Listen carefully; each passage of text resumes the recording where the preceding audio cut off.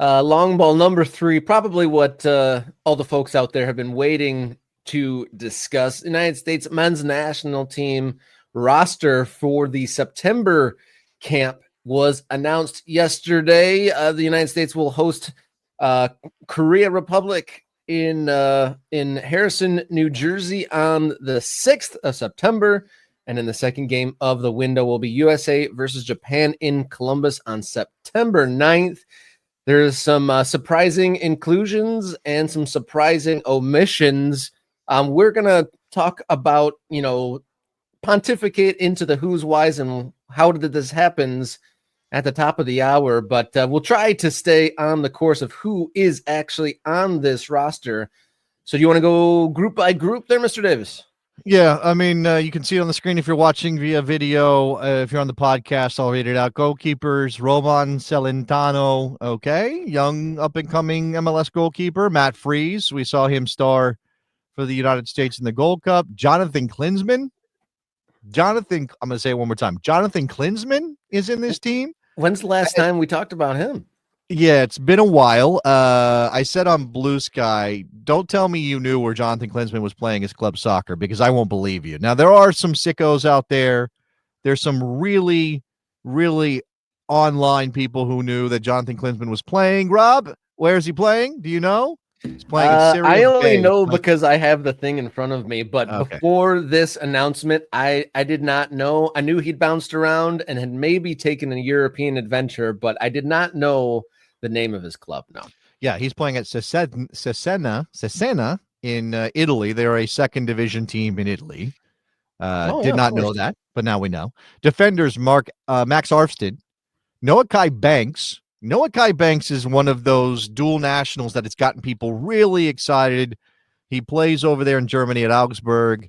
He is not an experienced player. He's only, only 18 years old at this point. The number of appearances he has made in his career can be counted on a couple of hands, I think. It is just not, he's just still very, very young, but he's exciting. And Pochettino at one point said he thinks he could be maybe one of the best defenders in the Bundesliga. Those words were flowing from Pochettino yesterday. Felt like maybe he needed to rein it in a bit, but there we go.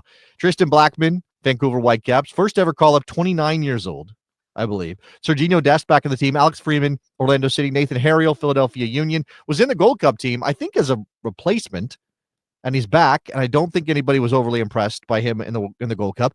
Tim Ream, Chris Richards, okay. I mean, Tim Ream is 37 years old, and yeah.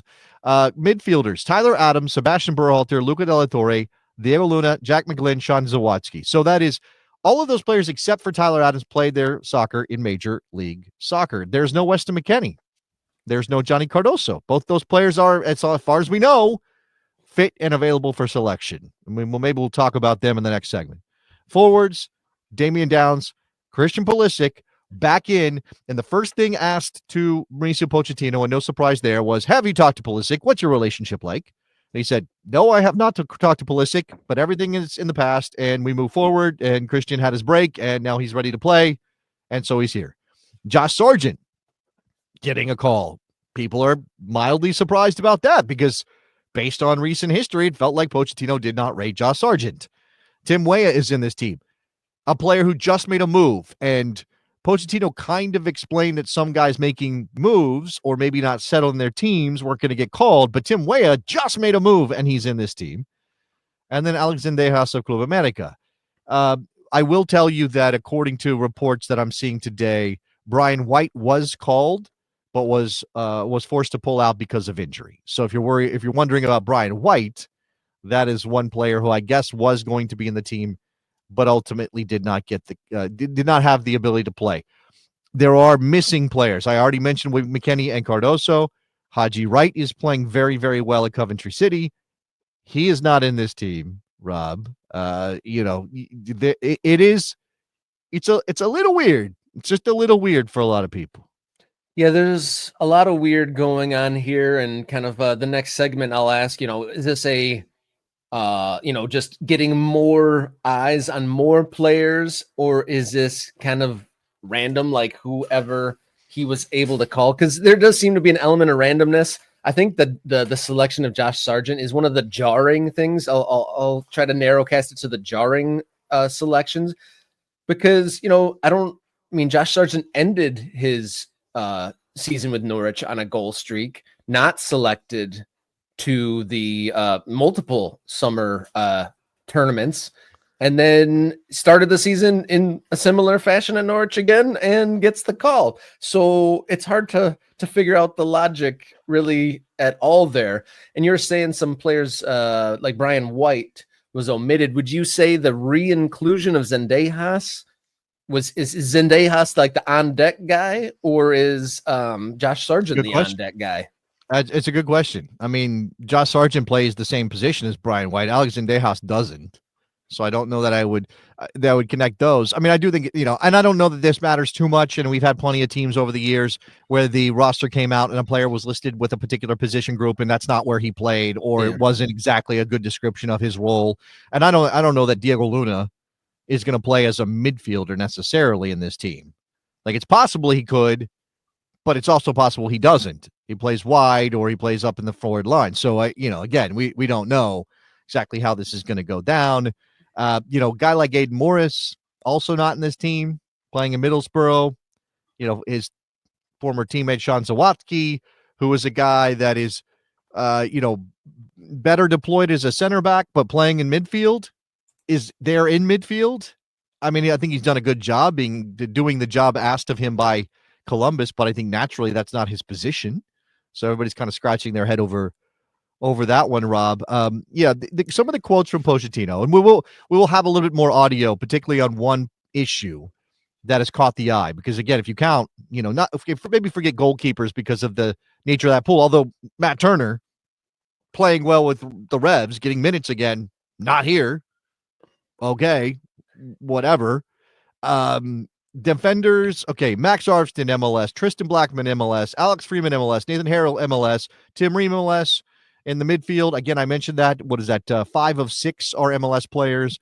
And the forward line, you've got, you don't have any, I don't think you have any MLS players in the forward line. So it is a very heavy MLS team, and that had caused a little bit of a reaction, and especially after Pochettino said some things about that, which again, as a tease, we will get to. But I think the overall takeaway, beyond some of the other things that Pochettino said specifically about leagues and players, is he is still auditioning. He is still looking at the pool in total. He described it as 60 to 65 players. And that's what I'm hanging my hat on. I'm hoping that this is just to get his eyes on as many different players as possible, while keeping some semblance of some familiarity. I put up the comment from Daniel, why take Ream? It's maybe because he's the only experienced player that's kind of on hand. I mean, when asked specifically about Weston McKennie, Pochettino said, "We know Weston," as if to say, we have a book on Weston. We know what kind of player he is. Maybe we don't need to see him this time. Now, he was specific in saying that there is no core group that is already booked for the World Cup. He said, it's not like we have 16 or 17 players that are already in the roster and everybody else is fighting the remaining spots. That's not how we work. I'm paraphrasing a little bit because obviously he's speaking in his second language, but that's what he said. So again, it is August 27th, 2025. These games are coming up in early September. We have less than 300 days until the World Cup kicks off next year. And Pochettino is like, oh yeah, we're open auditions. This is everybody has a chance to work their way in. And you know what? Maybe considering recent results, that's actually the right way to go. Why even bother with this? I've got a core. Oh no, I'm identifying my best this or my best that, when nobody has played at a level good enough to justify that mentality, Rob.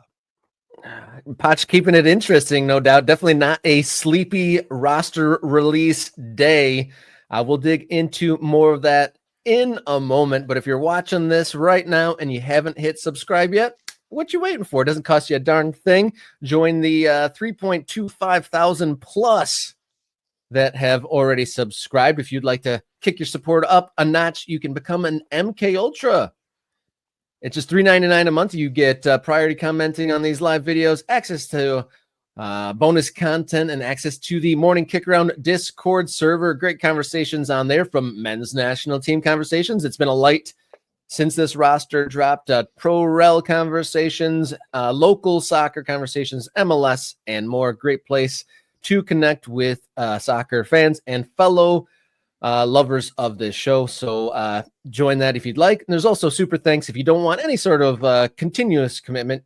We appreciate any super thanks that you would like to throw our way. And also a different way to support coffee.com/morning kickaround. There's some specific fundraising goals for the show.